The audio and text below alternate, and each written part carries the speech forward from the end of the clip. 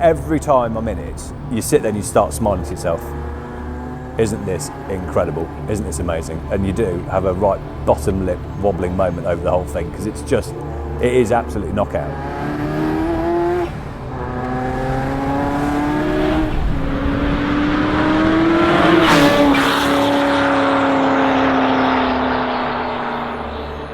My name's John McGurk, and today we're going to be talking about the F40.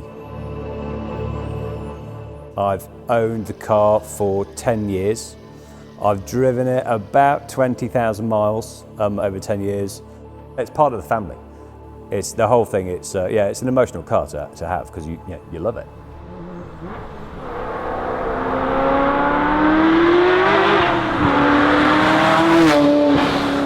The F40 is so special for the same reasons as it would be for anyone and everyone. The whole poster pin-up car thing, yeah, absolutely. There was video footage of it, I remember, in Italy.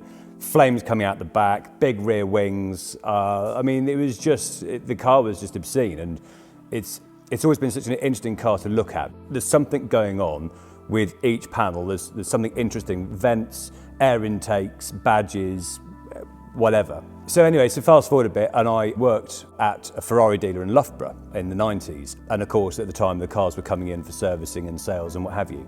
And I was always in absolute awe of these things. And I remember there's a guy that worked there in the service department called Dash, and he was taking a car out for a road test, and I'd been leaping up and down saying, take me out, as you do. So he gave me a nudge one day and said, come on, let's go. So I strapped myself into the passenger seat of this car. It's like being strapped to a jet engine, and the takeoff is so aggressive that you just can't help but burst out laughing, or whatever it is that you do. I remember never forgetting putting this foot down and the boost and the turbos, and the whole thing just took off. That was just something else, and I was sold on it from that point on, really.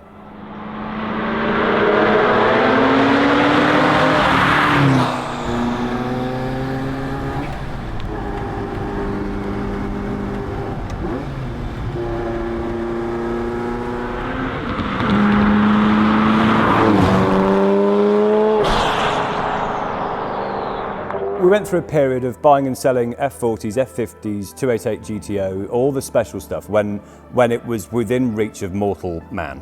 And at the end of this particular year, every time we sold an F40, you needed another £50,000 to buy the next one. And you kept looking at it thinking, are these things going to keep going up? And they just kept going up and up and up. And it just gets to a point where I couldn't keep up. And it was the one that was left over at the end of the year.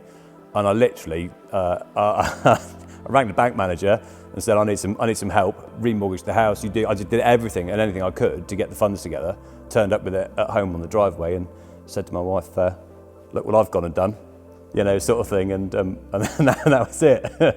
And of course, it got to the end of 2011. I'm looking at thinking, it has gone up a little bit, and 2012, and okay, yeah, fine. And by that time, we'd got married and all the rest of it, and the car was part of the family, and you just think, no, I love it. And if you sell it, what am I going to buy then?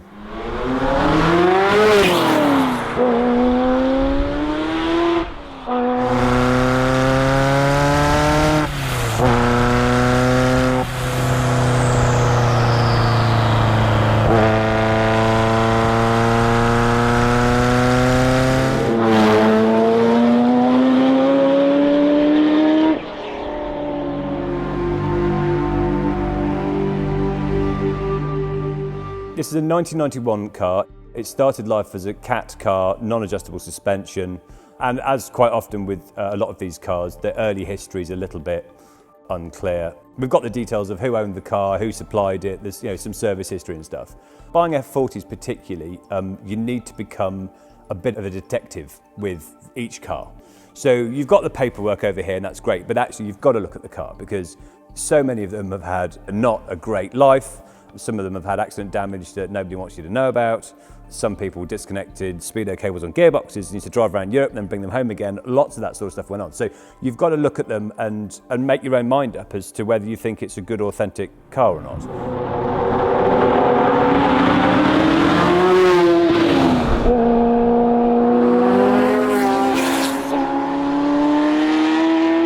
terms of the way that it drives, it's aggressive, it's dangerous, it's a bit like, I like riding bikes, so I love my bikes, and it's a bit like you go out on a bike, or you're doing a track day or whatever you're doing, and you get home at the end of the day, you take your crash helmet off and you pat yourself on your back and you think, got away with that. Got away with that. And it's the same sensation with the F40, because you have to be razor sharp with it the whole time. When you accelerate with it, you respect it, and you be very gentle with that throttle, because it will bite you, and you just don't want to put yourself. And the whole sensation of that, the thrill, the fear, is the kick, I suppose, in a weird way. And even now, when you drive it now, a couple of weeks ago, dry roads, third gear, put your foot down, in comes the boost. I was nowhere near flat. I was like half throttle, and it just starts to go like this, and it just reminds you that it does that. It's very point and shoot. You are having to watch out for potholes, cat's eyes, anything that will change the direction of the car. You've got to have both hands on the steering wheel all the time. You're just, again, it's like being on a motorbike in terms of the focus of making sure that you're 100% paying attention to what's going on. There's no finesse to it, it's just raw. It belongs on a track, on a smooth surface, rather than on an open road. It's difficult to drive on the open road, because of course you're on the wrong side of the car, but all of that just adds to the whole, isn't this cool kind of thing about it. It gives you the goose pimples and the sweaty palms and all that. When you're driving it, you just can't help it, really. The Golf R would murder it up to 4,000 RPM. I think most things would have a go at it up to 4. The Range Rover would probably have a go at it. Yeah, there's loads of lag. So, you can drive around that. But if I was in fourth gear at 2,000 RPM and I wanted to put my foot down because I wanted to overtake something, you're going to read a book before the thing cuts in. So you've got to just drive the car, and that's the excitement of it. So when you're going to overtake something, be ready to overtake it. So you're in the right gear and you're on boost and it's going to go, and and all that sort of stuff. So there's no flat with a paddle and off you go. It's you've got to really drive it. And that's just what it's all about,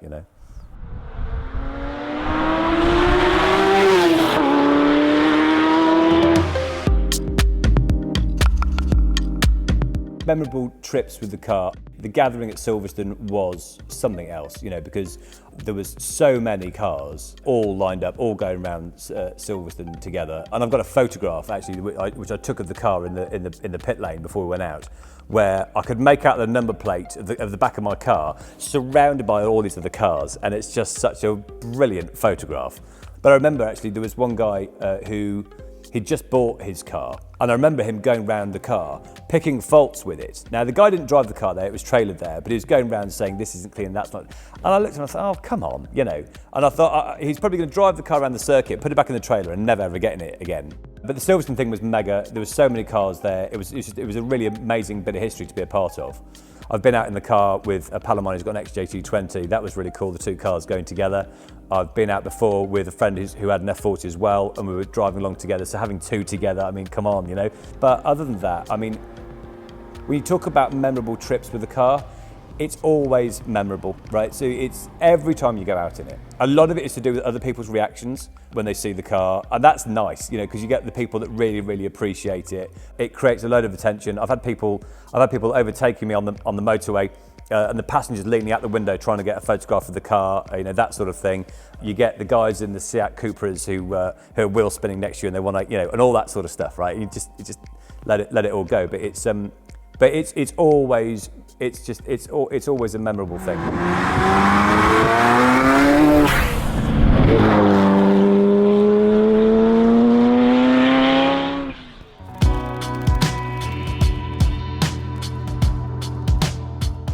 So I haven't done any upgrades to it, with the exception of the exhaust, because the standard silencer that it had was this great big thing. It was huge, and the amount of heat that it created in the back of the car was too much. And it's made of carbon.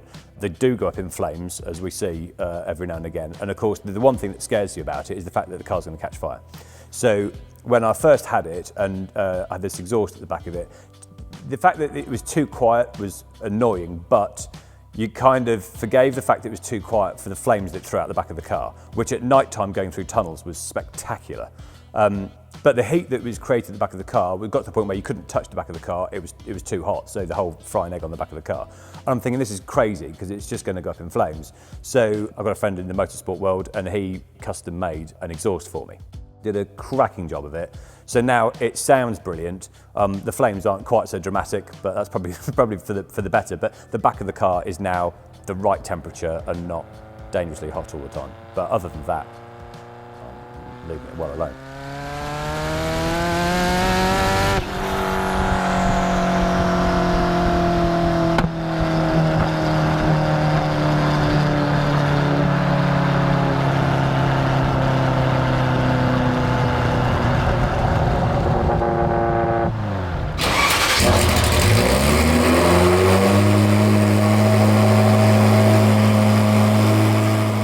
Cold start noise the car makes is one level, but as it gets hot, at about 4,000 RPM, the sound changes quite a lot, and that's it's just quite a nice noise. But when you're out on the road and you open it up, the noise from it is it's sensational, loud, but it's really good, really good.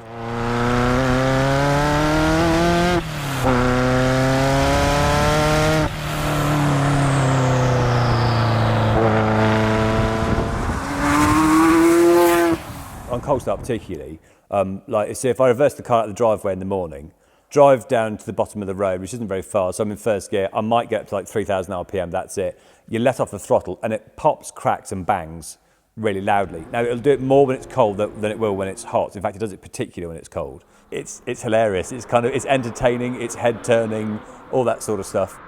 I was going down the A46, and I let off the throttle, went over the hill, and it just shut this great big flame out the back of the car, you know, and you just think, oh, that's brilliant. It's so good.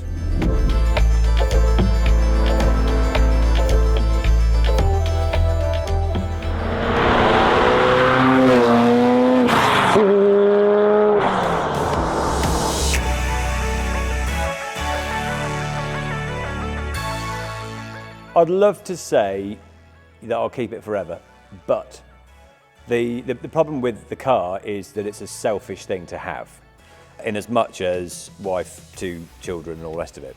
So all of a sudden you start looking at, because life's all about memories, isn't it? Creating good memories and what have you. But it's something that you want to do with everyone else.